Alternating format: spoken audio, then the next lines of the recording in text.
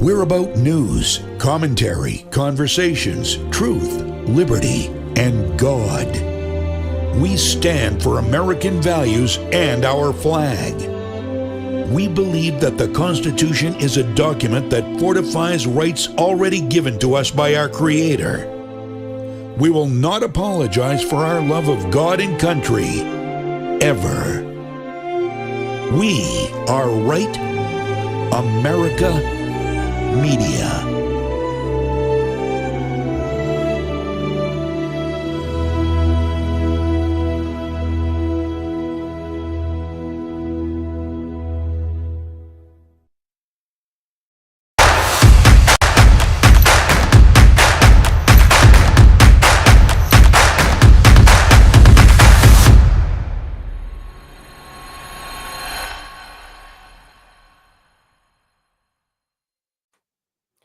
All right. Hello, everybody. Happy Friday. This is Drew Allen, your Millennial Minister of Truth, coming to you live, as a matter of fact, if you're watching right now. So breaking news just to start off the show. And if it's your first time tuning in, this is Drew, of course, your Millennial Minister of Truth. So don't forget it. Look, the Supreme Court just handed Trump a major win, which limits the judge's ability to block birthright citizenship order nationwide. So look, this order does not make a decision on birthright citizenship, which we'll get into another time. Obviously, the way birthright citizenship has been interpreted is ludicrous and absurd, anchor babies, etc. But what I love is to watch the left's reaction to all of this good news for America that's constitutional. So Amy Coney Barrett came through this time. I know we like to hate on her a lot, and for good reason. But Amy Coney Barrett wrote Ketanji Brown Jackson, who you might remember, she's not a biologist, so therefore she can't determine what makes a man, and a woman, a woman. Well, this person somehow landed on the Supreme Court, and she just got her ASS handed to her, and it's hilarious. But first, let's look at how the left interprets this news, right? So we've had a judicial coup on our hands, right? We've had judicial tyranny. So they talk about Donald Trump, no kings. The judiciary the left-wing activists have made themselves the kings of this country, believing that they have the ultimate authority to tell everybody what they can and cannot do, which certainly is not true. We have separation of powers, but somehow in the left's mind, because they lost an election and they lost Congress, of course, they believe that now the judiciary, these activist left-wing judges, well, they can run the country. You didn't vote for them, but they're going to be the president for the next 4 years. He had the auto-pin administration of Joe Biden, and now you've got the judicial presidency of these left-wing losers. But here is the Daily Beast. Check this out. Coney Barrett gives Trump sweeping boost to federal powers. Sweeping boost to federal powers. The 6-3 ruling, and so this was ideological, right? 6 so-called right-wing justices and the 3 libs activists. So the 6-3 ruling backs the president's claim that courts were overstepping their authority. So again, this doesn't give a boost to federal powers. This simply upholds the Constitution. This upholds the fact that the president, the executive, right? You have I know if you're a Democrat out there, we got to go through a lot of things today. We got to talk about what happened in New York with this mayor. I know that you don't understand things, and I'm not hating on you. I'm here to educate you. So I know that you don't know there are 3 branches of government, right? You don't understand that. You don't understand you have judges, you have Congress, and you have the executive. Now, I didn't say it exactly because I'm giving you a very, very low tutorial on this. But believe it or not, the executive branch, the president, is a separate but equal branch of government. So anyway, that's going on. Just a couple things. I want to read this to you so you understand what's going on, because this is big news. Don't let the left tell you this isn't huge, because we just ended basically the left's strategy, probably even before Donald Trump won the election, because they knew they were going to get shellacked. Their strategy was to employ activist judges to stop his agenda. All right. And that's what they've been doing. So every time Trump does anything, you have one activist judge, some district court judge, who says, nope, you can't do it, which is absurd. So this is going to put an end to that. Now, let me just give you some pull quotes from this decision, the majority decision. We will not dwell on, listen to this. We will not dwell on Justice Jackson's argument which is at odds with more than 2 centuries worth of precedent, not to mention the Constitution itself. We observe only this: Justice Jackson decries an imperial executive while embracing an imperial judiciary. I mean, I don't know. I hope that she's tending to her wounds. She just got slapped in the face by these justices, and it's the right decision. So anyway, so that's big. Keep an eye on that. Hopefully, look, if the rhinos in Congress and the deep state can't continue to sabotage Trump's agenda, which I'm not going to get into the big, beautiful bill today. We'll save that for another episode, but that's going on. But obviously, you've got people trying to sabotage the will of the American people left and right. And this is one weapon that has been taken away from the left now. And it's going to be a lot more difficult. I mean, look, we've basically got 2 years until midterms because, look, when midterms happen, all bets are off. If we don't maintain Congress, you're going to have basically a true lame duck. I mean, somebody who can't do anything. So it's significant that we get stuff passed in the next 2 years. And I've got some strategies to help based on, look, there's a lot of people talking about weighing in on what happened in New York City with the mayoral race, right? You've got a communist, okay. He calls himself a Democrat socialist, whatever. The Nazis were a socialist party. The left, of course, is basically committing suicide. So anyway, we'll get into that in just a sec. So the title of this episode today, which I usually don't do, usually I come up with it afterwards, but I'm doing this live, so I had to come up with it before. And it's New York City's on suicide watch. Suicide watch after Zohran Mamdani's shock victory. And I'm asking the question, can New York be saved? Should it be saved? What is the Republicans' role in this? I don't want to be mean. I'm not trying to pick fights.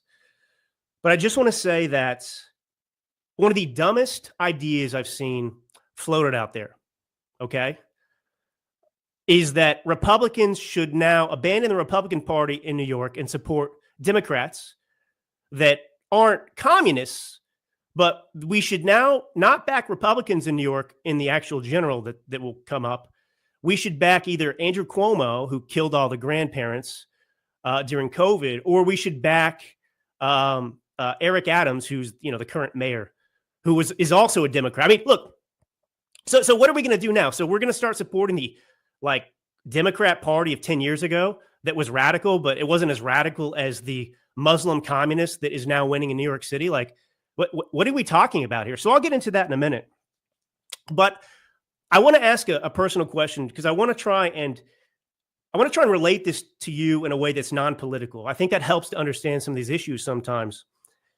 New York City Democrats, right? These people who voted for Mamdani. I mean, whatever. I could play all day with his name. The people that voted for him,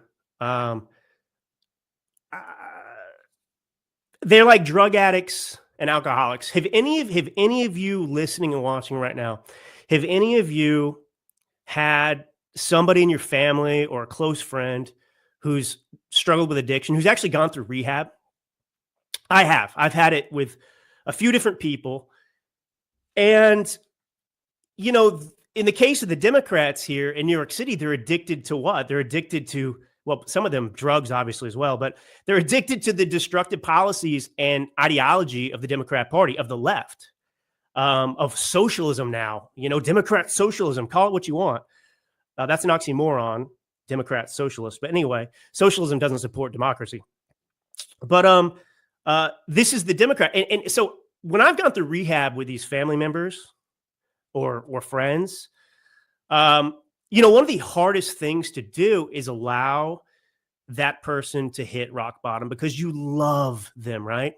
You love your son, you love your daughter, you love your brother, you love your sister, you love your friends so much. And so you develop this relationship in which, you're actually preventing them from turning the corner.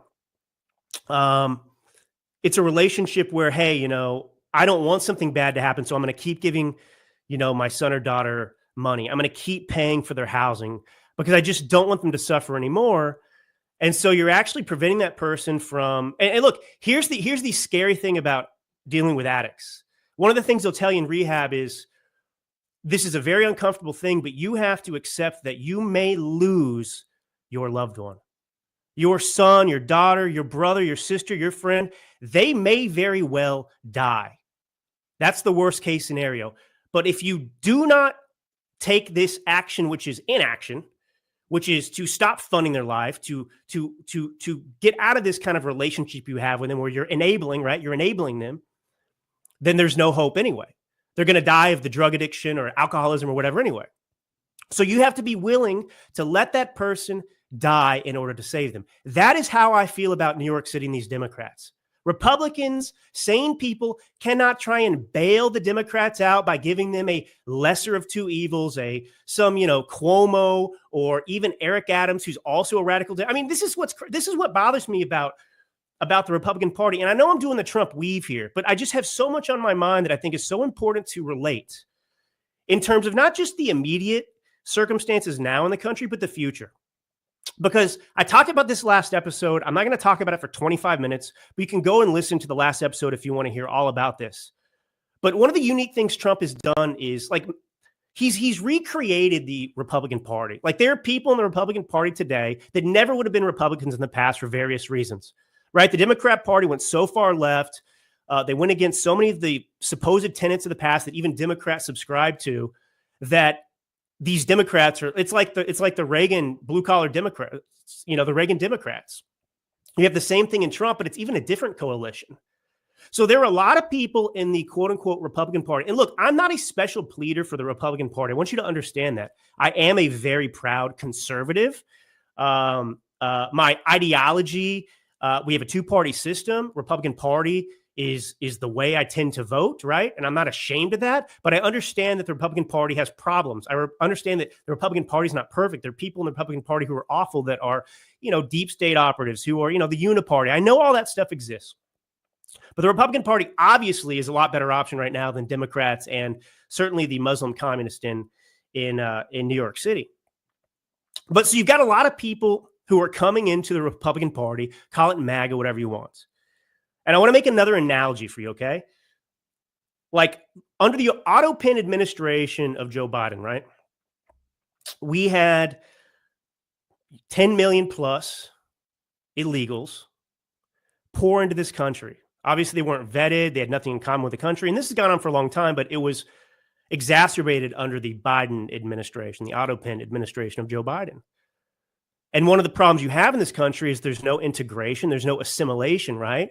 And no society can survive without assimilation. You have to come here wanting to be American, understanding what Americanism is, and have people want to be a part of that. And that didn't happen. So now you've got a similar situation. The floodgates are open. Just like, look, America became the trash can of the world under Joe Biden, right? We were like the garbage can. Every country that had people they didn't want, they sent here. All right? And I don't want MAGA. I don't want the Republican Party to become America's political garbage can. Like, I'm not here to say, I'm so excited that we have these new people coming in. So you can bring your, lingering Democrat ideology. Maybe you don't agree with chopping off, Johnny's pee-pee at 5 years old. That's good. But all your other Democrat crap, bring in. No, I'm not supportive of that. If you want to come into MAGA, awesome. We need to build this coalition. But there has to be some education that happens at the same time. Like, I'm not here to make the Republican Party or MAGA or conservatism, which I've spent much of my life fighting for in this country. Many of you have spent your lives fighting for in this country, whether it's cultural or economic or whatever. I'm not here to say, okay, well, I'm going to abandon all that and just let this party become wishy-washy. It's like Reagan talked about bold colors. Like, we don't have to, adopt the views of the left to have an open tent. These people are leaving the Democrat Party for a reason. They need to understand and be recalibrated because they've been indoctrinated. They don't understand, the reasons. I mean, this is why you have people who leave Democrat states, right? They go to Florida or Texas or wherever. And they're literally fleeing Democrat policies, the effects of that. And they go and vote for a Democrat for the same Like, are you insane? Yes, is the answer. But, no one has ever taught them anything. They don't know any different. So there's people, we need to be activists in a certain way in this country, which is to educate people. There are many people who we need to save this country, and in a very, not a demeaning way. They just haven't been on the path as long as you have, and so it's your job. It's like if not all of you are Christian, that's fine. But if you're a person of faith, I mean, I happen to be Christian. You know, if you've been a Christian for a long time and you've studied the Bible and you've spent your life in the church, real church, not woke church, fake church, you know, you get people that come into the church who are new to understanding God, understanding the Bible. They're curious, they believe, but they're coming from a world where they don't really know what Christianity's about. They don't know what the tenets of the Bible really are. These people could come in and be like, yeah, Jesus supported trans because, you know, in the Bible, Jesus said, you know, love is love, and you can do anything you want. No, Jesus said, you know, basically like, you know, the only way to heaven's through me. I mean, there's, you know, anyway, this isn't a sermon. I just like to try and use analogies when I can. All right. So anyway, let's talk about Zohran Mamdani a little bit. Mamdani. You know who this guy reminds me of, by the way? He reminds me of Barack Obama. Did anybody think like, do they have PTSD when they see this guy who's 33, who's never had a real job in his life, who came obviously from, I'm going to get in trouble. You can't say this, Drew. You know, look, I'm not saying Obama, you know, this guy, Mamdani, you know, he's from Uganda. He's from Africa, East Africa. And he was born there. And the left, you know, they've already admitted it, right? This guy got his citizenship. He's a dual citizen, which we should do away with. You can't be a dual citizen. It's like you can't have two husbands and two wives, you know, it's retarded. Oh, I can't say that word either. Sorry. People are offended. But this guy, you know, he came over, I think, when he was 7 years old, when he was young. But it's like literally Barack Obama 2.0 in the sense that you've got a guy whose parents are radicals. One of this guy's parents, Zohran Mamdani, I think it was his mom, was a teacher at Columbia University, right? Columbia, which turned out Barack Obama, wonderful place, wonderful university, Columbia University. And his dad was something else, but this guy's been raised a radical, and it's just astonishing. Before I get into his politics, one of the things that drives me crazy is the non-existence of expectations, or what am I trying to say here? Like, if you applied for a job at McDonald's to like work behind the cash register, yeah, it's maybe an entry-level job, but they'd want to like know what your credentials are. They'd want to know like what are your qualifications? And there's zero demand for qualifications in politics on both sides a lot of the time. But this guy's 33, so I'm 38. This guy's 33. He's never had a real job. New York City is the biggest city in America. So forget that he's a communist. Forget he's a Democrat socialist.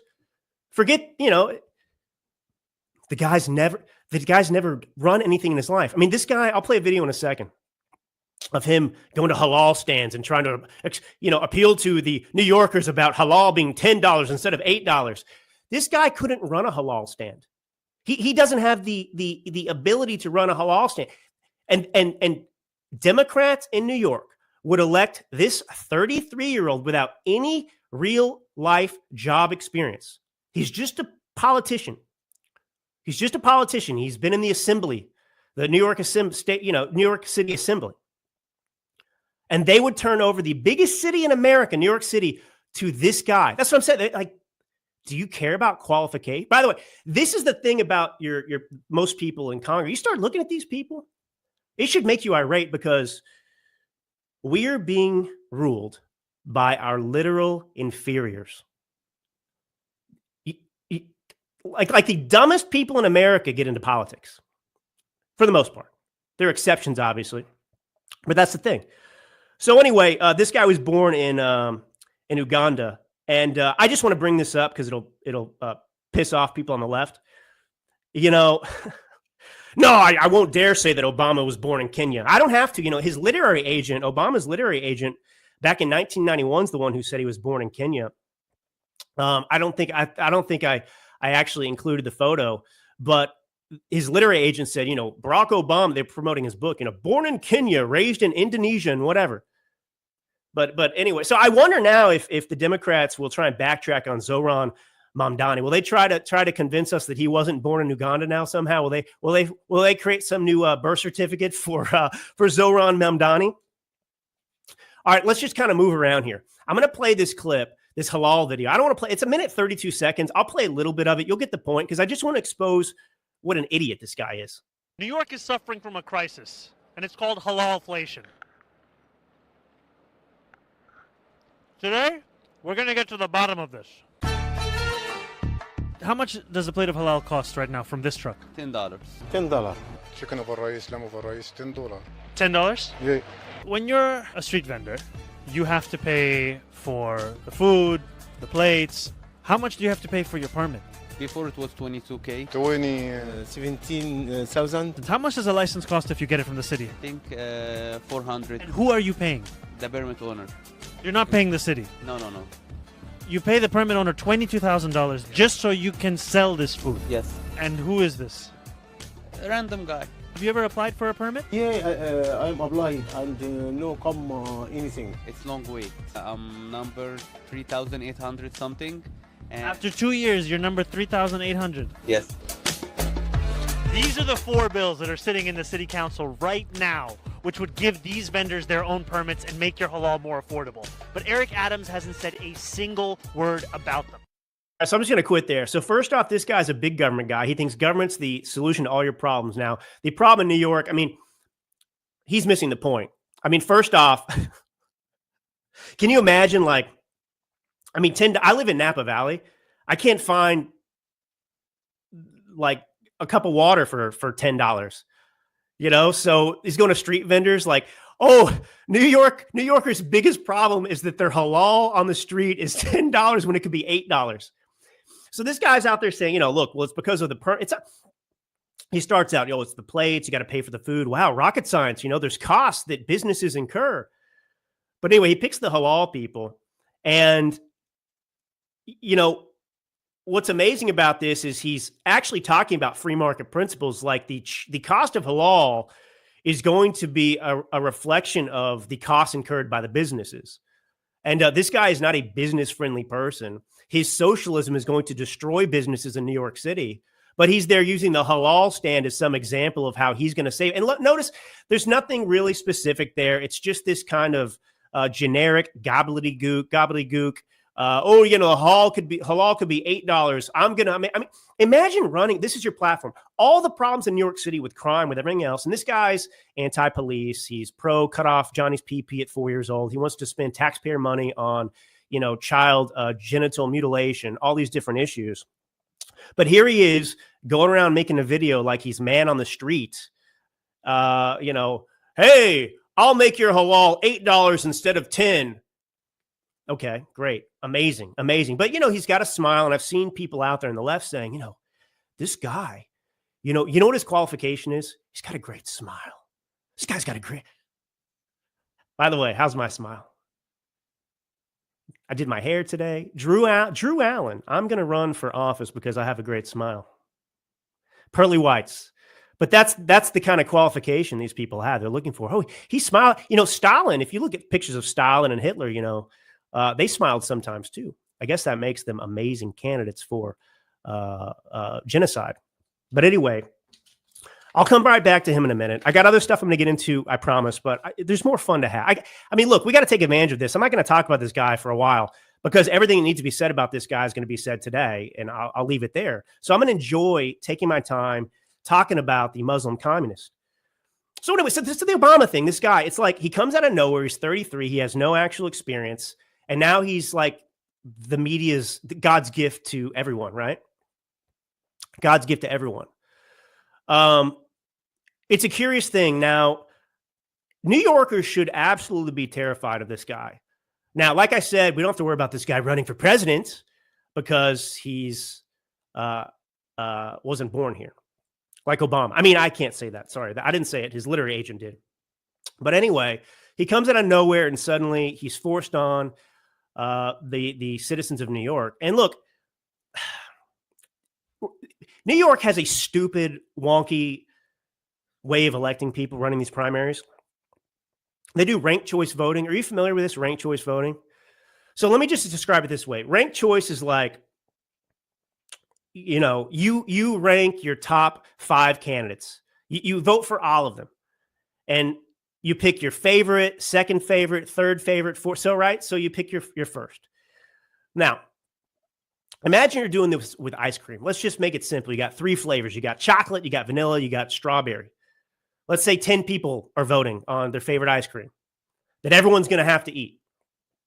So, 4 people vote for chocolate as their first choice.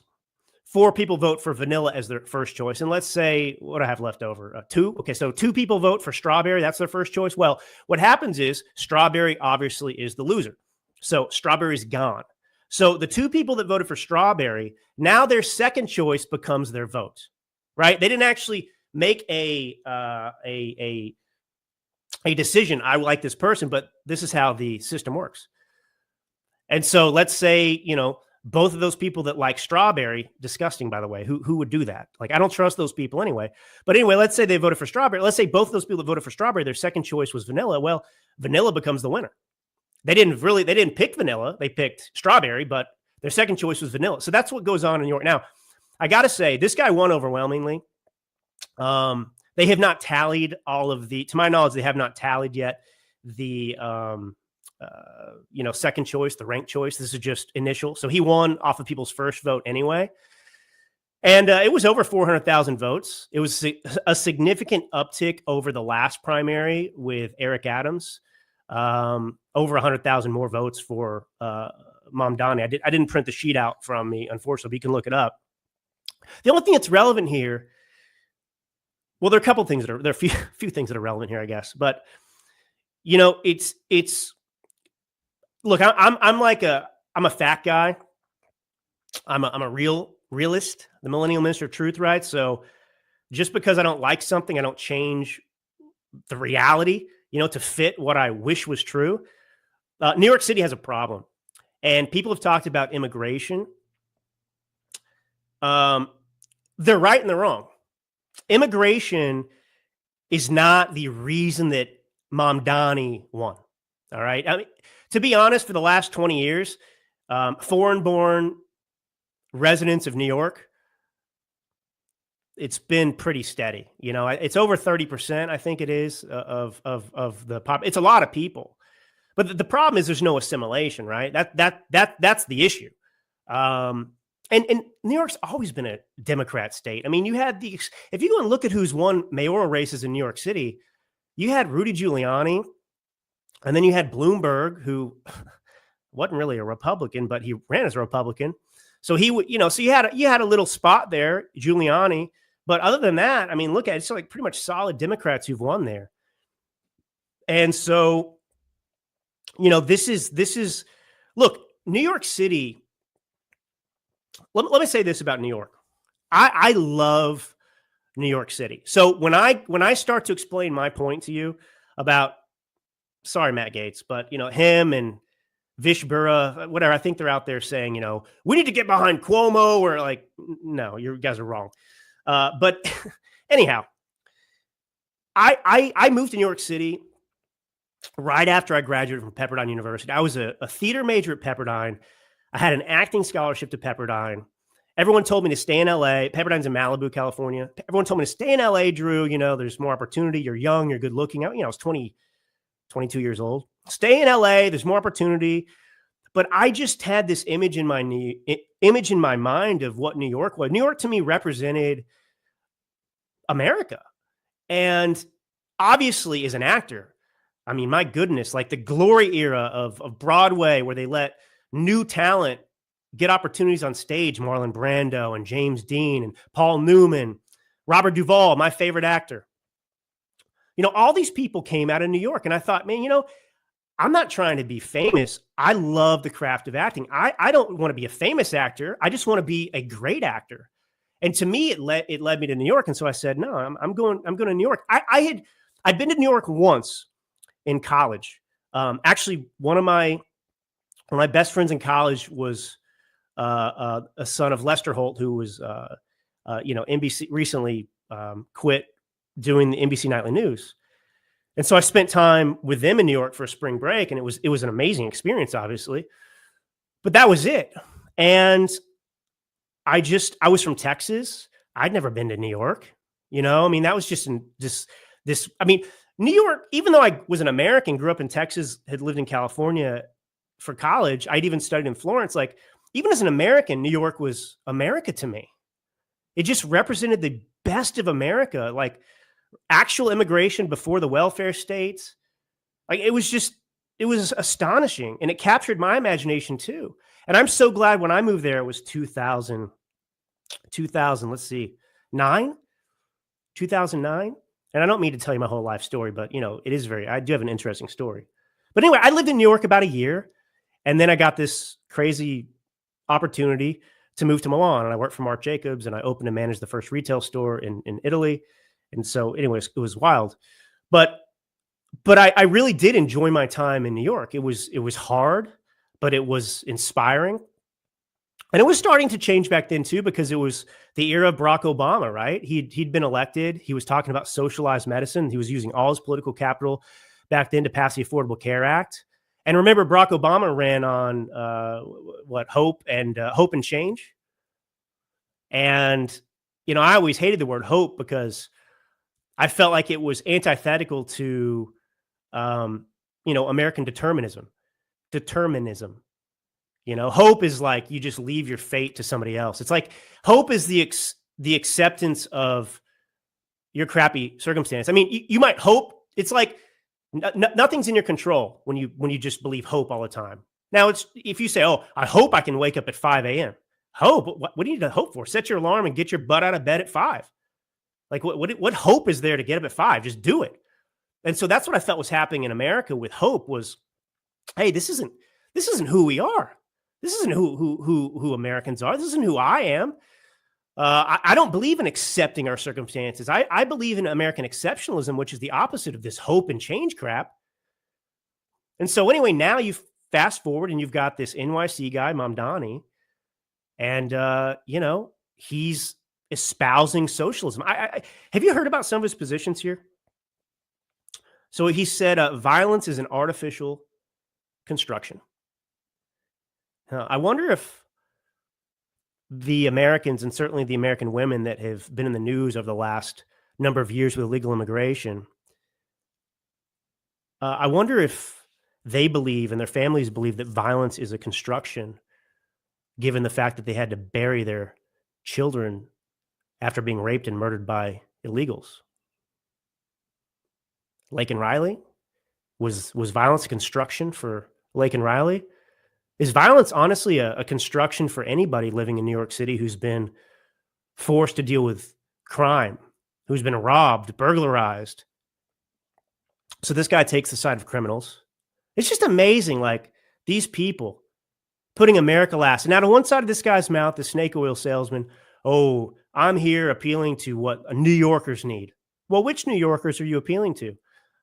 And yet these people that came out of Columbia University, these people that live in New York City that are Democrats, they're voting for this. And it really is Stockholm syndrome. I can't understand it for the life of me. I don't know. I mean, I'd be interested to hear sometime from some of you who've kind of converted. I think also I would encourage some of you, because I think the greatest like advocates for any movement used to persecute that movement. Like you look at the Apostle Paul, persecutor of Christians who became arguably, not even arguably, I mean, what would the church be? What would Christianity be without Paul? You can look at Ronald Reagan. You can even look at Trump. But, I mean, I've always spent my life around the left and Democrats, but I've never been converted to be one, whether it was in Hollywood or fashion or whatever. But this guy, he's out there celebrating in the past. He was out there celebrating all the Muslims in New York City and telling them they need to run for it. Now, I just want to, this is important because the media doesn't want to talk about this. We have been soft. We have been exposed to, obviously, the Obama administration, which wouldn't let us believe in radical Islam. They wouldn't let us associate the religion with violence. This guy's out there celebrating all the Muslims in NYC. He's telling them they need to run for office. Do Muslims have different needs than regular Americans? Not than non-Muslim Americans? Why is it so important to this Muslim for other Muslims to run New York City? Like, what if you told, hey, we need more Jews to run NYC? Obviously, there's plenty of open season for people to hate on Jews on that. What if I ran an NYC as mayor and I said, hey, I'm Drew Allen. I'm a Christian. We need more Christians to run for office in New York City. This needs to be a Christian-run city. Like, what would the left say about that?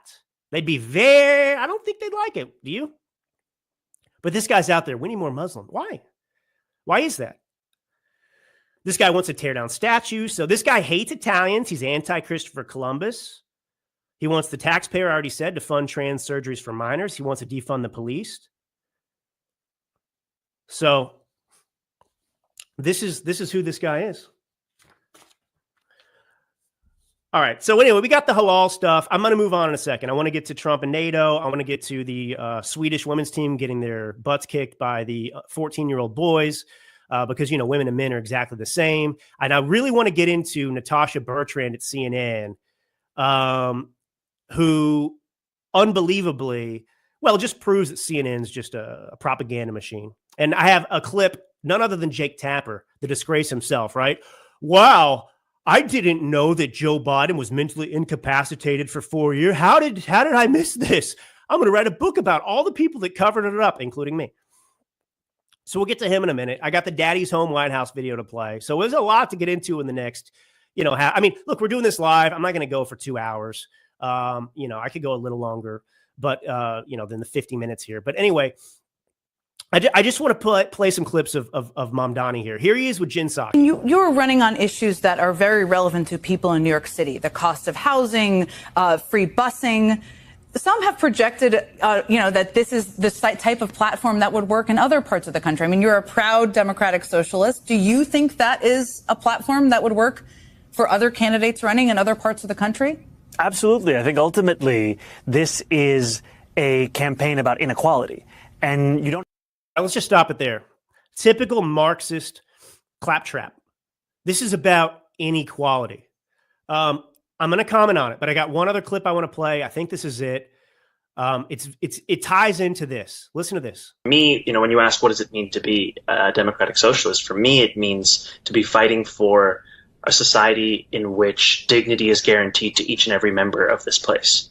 And I believe that the state should play a critical role in the distribution of that dignity. And the state should play a critical role in the distribution of that dignity. What is another word for dignity? It's your rights. This guy is so dangerous. Our rights are unalienable. Now, I get it. This guy's a Marxist. Democrat socialist, the rebranding of it, right? From Uganda. He is not simpatico with American values and ideals. This guy is here for one reason, that is to destroy America, to destroy New York City, to change America into the failed tyrannies that still exist all around the world, and that, of course, have also joined the ash heap of history. Our rights don't come from you, Muslim commie. They come from our Creator, from God. They are unalienable rights. They are not for the government to give and take away. This is how we got the COVID crap. People believe their rights were divvied out by the government. Oh, in the name of public health. You can't leave your house. You can't go surfing. You can't go out on the beach. You can't go for a walk. You can't go to work. You got to wear a mask. And people bought it. And what was happening throughout the COVID pandemic? It was the distribution of our rights. You can have these rights today. You can't have them tomorrow. Maybe we'll give them to you in 3 months, maybe 6 months, depending on where you live. So this is what this guy is talking about. So this guy wants to squash freedom.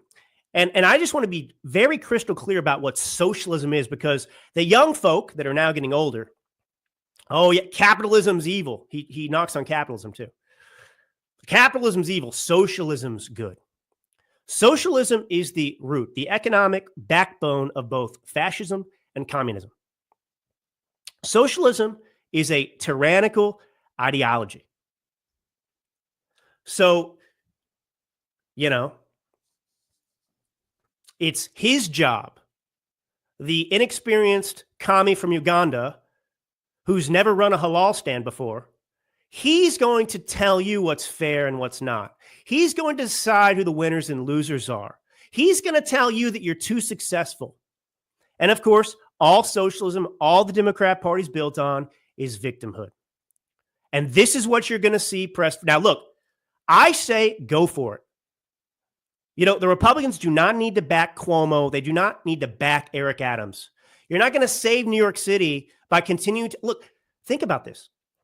What were we saying about Cuomo during COVID? He was destroying New York City. He killed Granny, which was true. This guy was a sleazeball and a hack. Eric Adams, same thing. This guy was a disaster. And he had a little bit of common sense. He's a police guy, sort of. Okay, you know, the illegal immigration's kind of like messing up the city. I'm starting to step on poop out here when I leave the mayor's residence.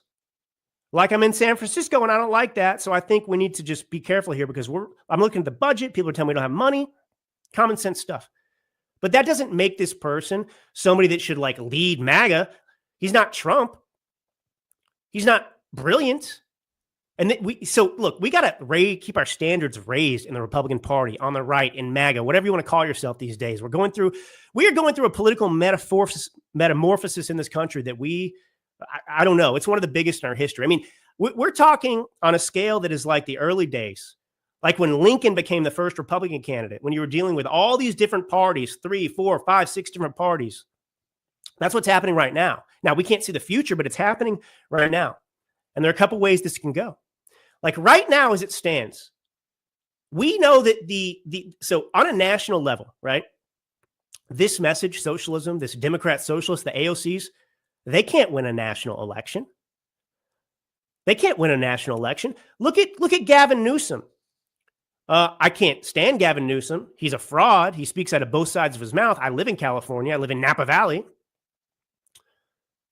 But Gavin Newsom occasionally lets you know he gets it. He's doing the podcast, interviewing Charlie Kirk and these people, trying to appear like he's open-minded. He's not so leftist. He occasionally comes out and we'll give a nod. Like, we know the transgender issue is absurd. The majority of the American people do not support it. We know a majority of the American people, as a matter of fact, support deportations too. So he'll come out every now and then and say, oh, yeah, I mean, no, I don't support that. We got to talk about that. That's crazy. And this guy's doing the opposite. Now, New York City, to my point, talking about I love New York. New York does not represent America anymore. It's exactly what America, it's like a canary in the coal mine. It's a warning. All these liberal Democrat-run cities are warnings. But these national elections, people aren't voting for these people. So you want to like throw the Republican Party and that movement away in New York and support Democrats? So now we're just going to support Democrats to try and slow down the deterioration of New York City? No. Let Democrats sort out their problems. Best case scenario, you end up with a Democrat Party that's viable, and I don't love this either, but I'm just saying, that's viable, that has some sanity to it, that we can, stomach. Because if you're, I just think we're on the precipice of the annihilation of the Democrat Party, and that's what I'm here for and devoted to for the next, my life, I guess. But if Trump has a successful presidency, you're going to see the Democrat Party just really destroyed. And I'm not interested in a temporary 4-year victory where we got to fight. We got to be activists our whole life because that's why we're in this mess. People were asleep at the wheel. But at the same time, I don't want to fight like 2024, like every single year, because we have communists that are like viable candidates in this country. I don't want that. Do you want to live that way? I don't want to live that way. So no, we don't need to back Cuomo, back Eric Adams. It's back to the addiction analogy. If New Yorkers think that Democrat socialism is the solution to New York's problems, let them have it. I'm not saying vote for them. Vote for the Republican. Try to win as a Republican, knowing that you probably won't. But don't give in and be a part of the problem, because here's the problem in America. Republicans have talked a big game for a long time. They talk about the benefits of their economic programs. They talk about the benefits of this, how they're going to do this, how they're going to do that. And it's true that those things would accomplish those objectives, but they never follow through. And so the Democrat Party can continue to run on this platform of division, of accusing the Republicans of trying to destroy Medicare, destroy this, kill your grandma, because Republicans never actually pass their agenda. Not overwhelmingly. And so Americans never actually experience life under conservatism, with low taxation, without government reliance. I think Florida's the best example of this. Whatever you want to say or think about DeSantis, maybe some of you love him, maybe some of you still hold a grudge because of what he did in the primaries with Trump. Maybe some of you still hate. I don't know what your position is, but I was not a DeSantis guy. I always supported Trump during the primary, and I was very actually harsh on DeSantis. I'm telling you that who I am, where I'm coming from. And I will still say this about DeSantis. Florida is a beacon of hope in so many ways to the country because DeSantis did pass conservative policies. One of the reasons I believe Florida has become so red, that we've taken it off the board for Democrats to compete, is because Floridians experienced life under those conservative policies that were promised. And they realized that life was better. And that's why DeSantis and Florida have had the success they've had. But on a national scale, Americans haven't experienced it enough. And you're dealing with ideological bullcrap and so on and so forth. All right. But anyway, so no, I'm not going to throw away my principles and the Democrats are on life support right now. It's a Democrat run city. So let them have what they vote for. And maybe if they get this Mamdani guy, now I'm not hoping he wins. I'm just saying that it's a possibility.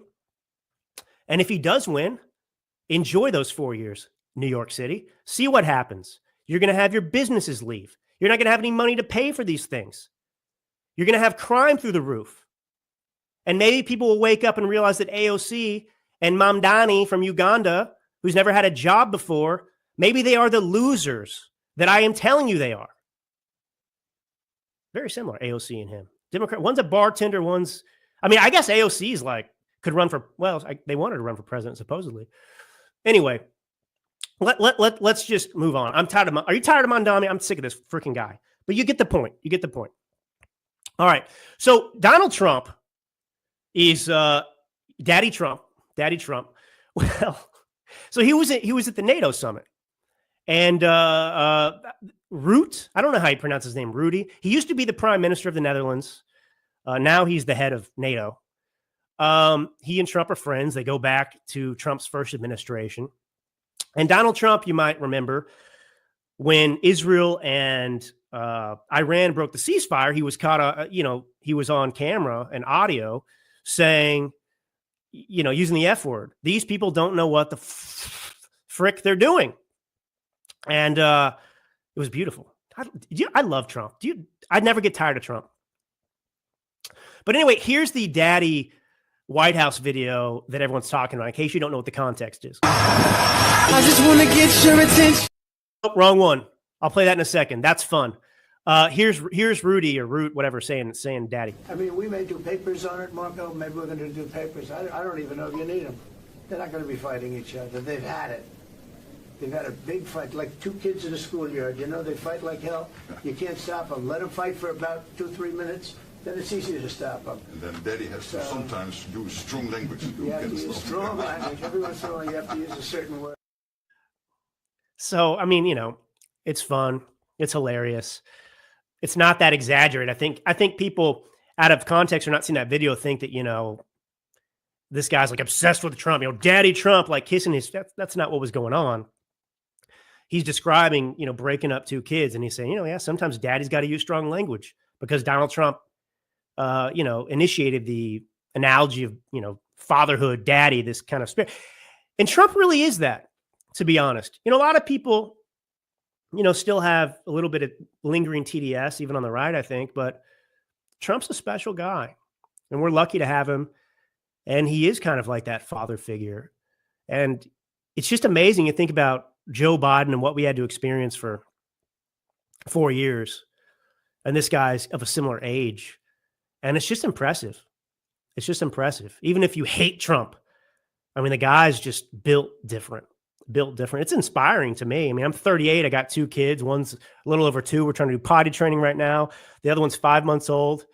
And I'm like, and I'm doing a lot to stay energetic. I've been back in the gym and I'm feeling good. And that's something that's important to me, health and vitality. And this guy eats cheeseburgers and I'm like, what am I doing wrong? This guy seems like he's got more energy than me. And I'm 38. But anyway, so, okay, let's talk about the treason that took place. So Donald Trump is saying that, we sent in our bombers and we strategically bombed Iran, their nuclear facility specifically. By the way, I'm looking out my window of my studio here and I'm looking for nukes. I mean, is World War III happening somewhere? I mean, or did I miss it? Because I was assured by, I'm sorry to do this, I don't hate you, but look, man, you got to get called out by somebody. I'm tired of this game. Like, well, I'm not walking on eggshells. I don't hate anybody because I have to, but you had the whole InfoWars crew. Obviously, you had Candace Owens, Ian Carroll, these people out there telling us World War III is going to happen if we do this. Boots are going to be on the ground. At what point do you stop listening to people whose predictions never, ever come true? Like, I'm not perfect. Certainly I'm not perfect, but I take my job seriously. I mean, I'm serious about, obviously it's an opinion show. You're not going to agree with me all the time. That's not my point. My point isn't to force you to agree with me. I don't care. It's here to create dialogue. It's here to give you the facts and obviously to weigh in and give you my opinion. But, I just don't understand, like, these people that, you see, they have this rigid ideology, which for them, it is anti-Jew, anti-Israel, maybe some of you think that way. I don't know. But the point is they have this myopic view of what the world is in their mind. And so anything that doesn't confirm that, it's like lost. It doesn't change anything. I mean, so anyway, World War III didn't happen. So anyway, we had these bombers go in. And it was a huge success. And obviously, the people with Trump derangement syndrome, the never Trumpers, the media, the deep state, the Democrat Party, the rhinos, these people, they cannot. Here's the rule that the left lives by. It is to condemn everything that Trump does, no matter what. This is the point of view of the left. They have to oppose Trump because he's Trump. So even if he does something objectively amazing, they have to oppose it. In this case, they had to invent some bullcrap in order to oppose it, in order to try and attack it. So every president, Secretary of State Hillary Clinton, Barack Obama, everyone has agreed Iran can't have nukes. All of these people are on record saying multiple times that they would carry out this very type of strike if they had to, in order to prevent Iran from getting nukes. And Trump, here's the thing. Trump does all the things the Democrats also say is not possible. Middle East peace. Oh, you can't do that. And he did it, with the Abraham Accords last time. Barack Obama, this is the new normal, except, 1% GDP, growth for the rest of your life. Donald Trump's like, F that. Let's try and get 4%, 5%. Let's go. Let's roll. And then he does it. I mean, this guy, this is what I mean. He does have the American spirit in this sense because he's just an optimist. He's just going to get stuff done. He doesn't abide by these rules and limitations that are self-imposed by stupid politicians and Marxists. So anyway, we carry out the strike. World War III didn't happen. Boots are not on the ground. It was necessary. The Middle East was happy. Nobody likes Iran in the Middle East. Everyone's happy about it, whether they want to admit it openly or not. So it's objectively good. We didn't go and bomb Tehran. Civilians aren't all lying dead in Iran. It was a strategic strike. So rather than say, okay, I'll give Trump this one, the world's a safer place without these nukes. Well, you had Natasha Bertrand at CNN obtained leaked intel that was low confidence, which means it's a bunch of BS. It's not even true. So she leaks this, like, with just a nod, a slow confidence. So, this intel says that likely this wasn't successful. It wasn't set back years. It was set back, weeks or months or whatever. So she lied. Also leaked intel like this, that's classified information. I thought Democrats didn't they want to put Donald Trump in prison for having classified documents at his house? At Mar-a-Lago, didn't they raid Melania Trump's panty drawer looking for classified? Didn't they stage boxes trying to put him in prison over classified docs? And now suddenly the Democrats are like, "This is amazing! What a hero! What a patriot leaking this information to us." And Natasha Bertrand, just to refresh your memory, has zero credibility whatsoever. If CNN had any dignity, maybe they need to go to Zoran, Muslim communist in New York City as mayor. Maybe he can give them their dignity. Ask Zoran Mammadadami for your dignity. He can give your dignity a lot, whatever. Allah will give you your dignity. Anyway, so, oh man. Okay, sometimes you have to laugh. So, anyway, point is, this person, Bertrand, is conveniently the same person who broke the 51 intelligence community, IC community members, say that the Hunter Biden laptop is Russian disinformation. So this is what she does. She is simply a vessel for the deep state. And like I said, if CNN had any dignity, any self-respect, they would distance themselves from her and condemn this. But they willingly did this on CNN because their job is to undermine President Trump and this country. So here's Jake Tapper. But here's the thing. Today, President Trump and his administration are going after shooting the messengers in an increasingly ugly way. They're calling journalists fake news for truth. Because you are fake news, Jake. These people, it's amazing how these people are always perpetual victims. They have lied to you about everything for, 12 years. More, but let's focus on the 12 since Trump came on the scene. And it's like Fauci. I am science. Jake Tapper, Natasha, we are journalists. No, you're not. You're propagandists. You don't deserve any respect. And that's why I love, you see the press conferences with Secretary of Defense Hegseth. As a matter of fact, I'm doing the weave. Let me play this because I want to make a point. Because you, and I mean specifically you, the press, specifically you, the press corps, because you cheer against Trump so hard.